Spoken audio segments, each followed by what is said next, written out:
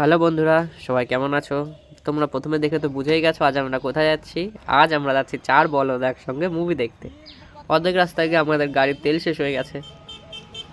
তারপর তেল ভরে বেরিয়ে পড়লাম চার পাগল একসঙ্গে রানাঘাট মুভি দেখতে। সেখানে এতটা ভিড় ছিল, পা রাখার জায়গা ছিল না, প্রচণ্ড ভিড়। বুঝতে পারছি না, অনেক কষ্ট করে টিকিটটা কাটলাম। টিকিট কেটে ভিতরে ঢোকার জন্য প্রচুর বড় লাইন দাঁড়িয়ে ভিতরে ঢুকলাম। আমরা ভিতরে বসে পড়েছি, আমাদের তো মুভি শুরু হয়ে গেছে। আমরা তো মুভিটা খুব এনজয় করলাম। তোমরাও দেখতে ভুলবে না কিন্তু পুষ্পা 2।